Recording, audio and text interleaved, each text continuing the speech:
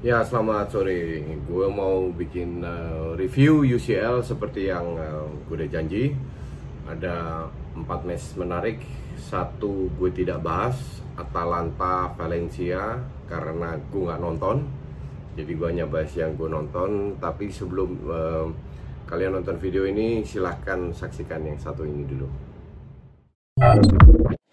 Mau tahu kalau cewek ngomongin bola itu kayak gimana? Tim Warta Bola udah kumpulin beberapa banyak hal informasi yang menarik di luar pertandingan. atau ketinggalan informasi terkini dari dalam dan luar lapangan hijau?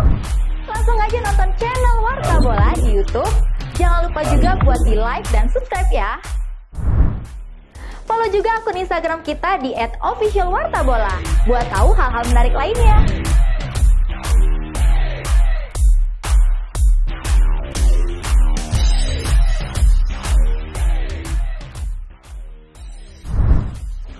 Warta Bola, jagonya berita bola.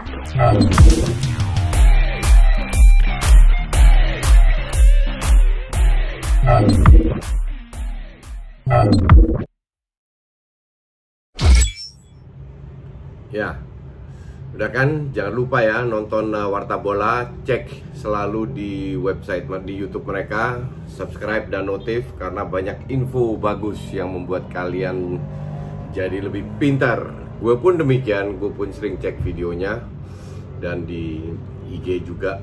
Oke, jadi sekarang gue kasih lu masukan review menurut gue apa yang terjadi di 3 match tersebut. Kita mulai dari dari Dortmund.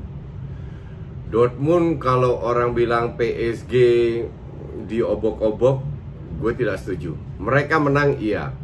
Layak menang, mungkin iya. Tapi kalau kita melihat secara overall 90 menit, by the way, gue suka Dortmund ya dari dulu. Dari zamannya udah lama lah, sebelum Klopp.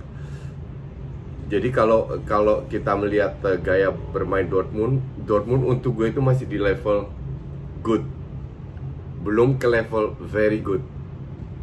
Oke? Level very good itu levelnya Barca, Madrid, Munchen, Juve, Liverpool, City. Tapi mereka belum sampai ke sana. Dari sisi permainan, kalau lu lihat, membangun serangannya itu sangat berani dan masih cenderung kasar. Ini karena nggak bisa dimanfaatkan oleh PSG aja. PSG pun untuk gue masih di level good. Jangan lupa bahwa Neymar sebelum kemarin bermain itu dia 4 match tidak bermain sama sekali ya.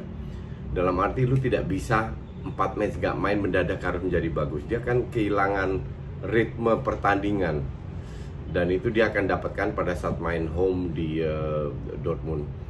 Kalau orang bilang dari sisi membangun serangan, dua-dua ini bermain terbuka, tapi untuk gue terlalu banyak kesalahan yang terjadi sehingga seringkali jual balik serangan dan terlalu banyak dribbling ya, pattern serangannya gue bilang di PSG itu lebih jelas, di Dortmund itu lebih oportunis lah, masih kasar. Kalau bilang tanya soal Haaland gimana, ya Haaland kita tahu semua dan gue pun bilang dia adalah salah satu pemain yang berbakat, salah satu pemain yang bisa menjadi pemain top striker.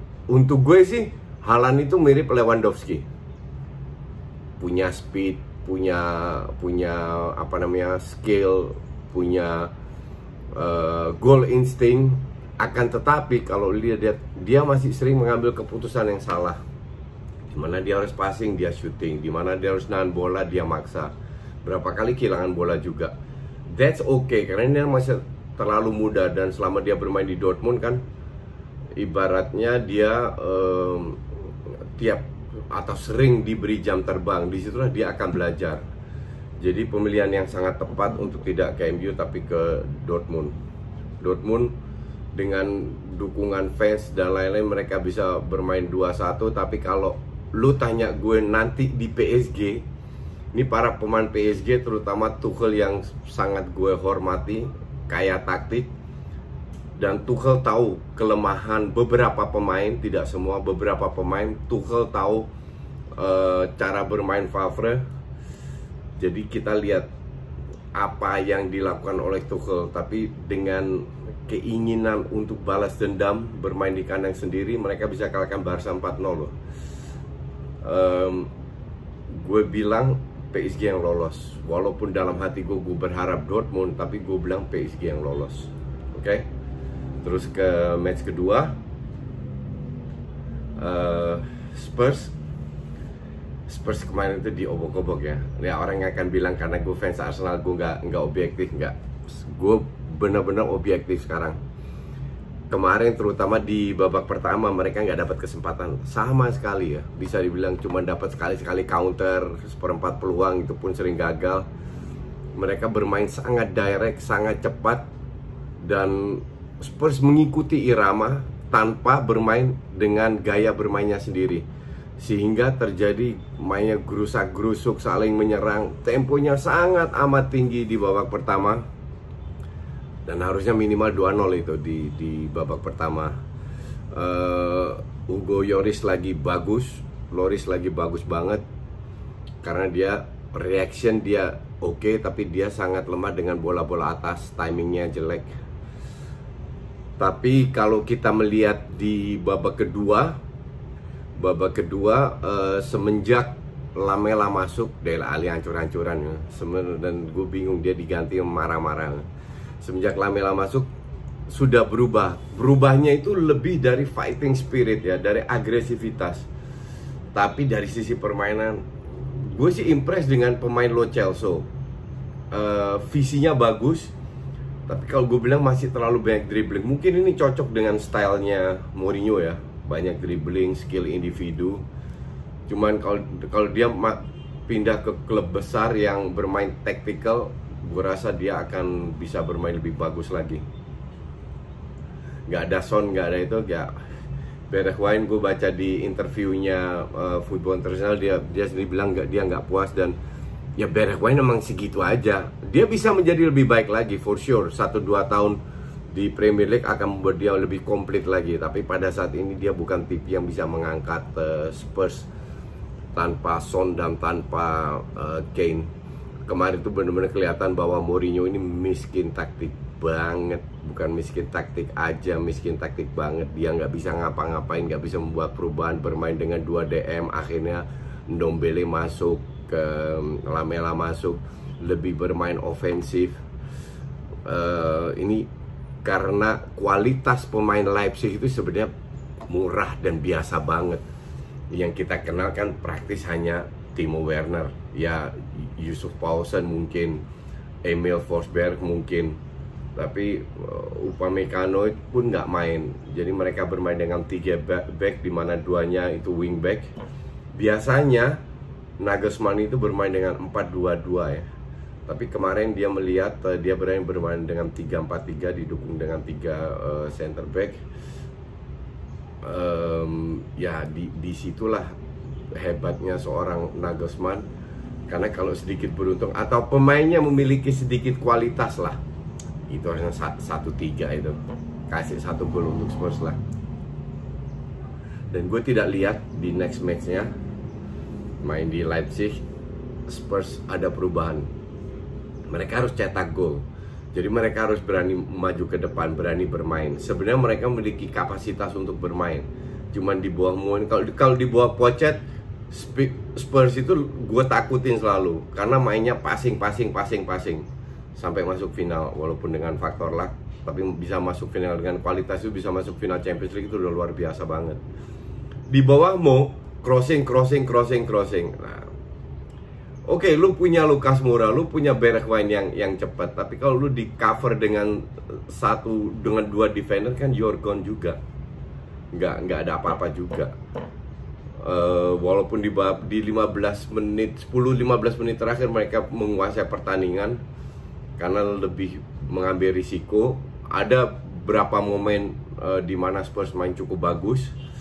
Hanya itu momen itu terlalu sedikit kalau dibanding zamannya Pochettino ya.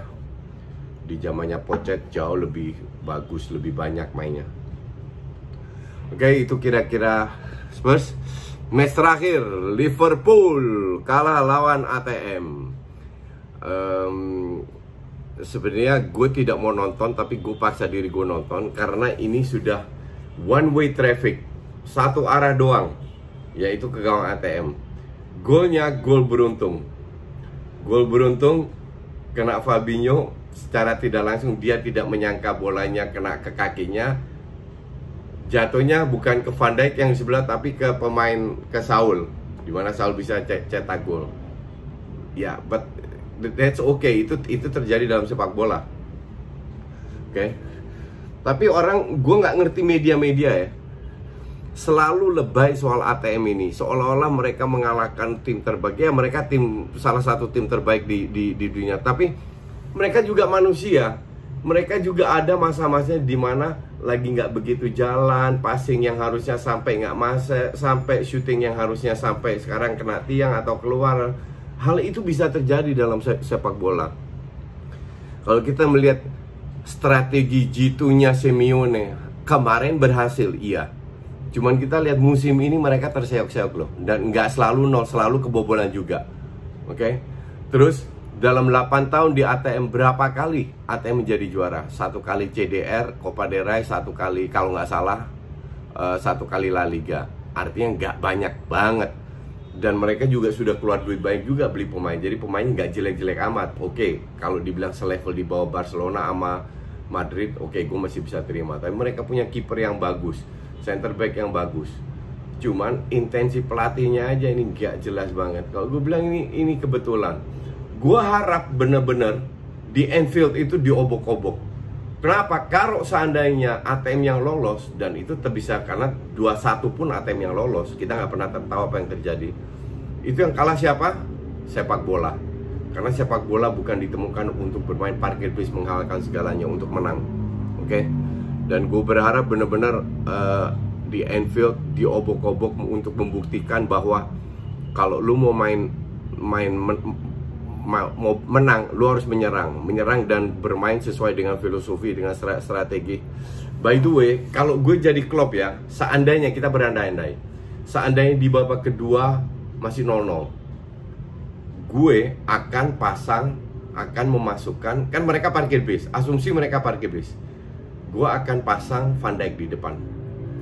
Gue tinggalkan DM, Fabinho dan Matip atau Lovren atau siapapun di belakang untuk mengcover, karena mereka nggak ada striker yang dijaga atau lebih rapat. Tapi gue akan pasang Van Dijk di depan untuk bola mati, dan di lini kedua itu ada 3-4 pemain untuk shooting dengan bola-bola muntah. Di depan mungkin dua pemain pasang, Firmino dan Van Dijk. Akan gue lakukan itu untuk merusak defense mereka, parkir bis mereka. Karena tidak selalu pun mereka beruntung. Walaupun Liverpool juga sering beruntung, tapi kemarin mereka nggak beruntung. Cuman untuk gue sih, harusnya Liverpool bisa mengobok-obok, harusnya Liverpool bisa lolos. Karena permainan Liverpool jauh lebih solid, jauh lebih jelas, dan juga enak untuk ditonton. Kita lihat 2 minggu lagi seperti apa. Thank you.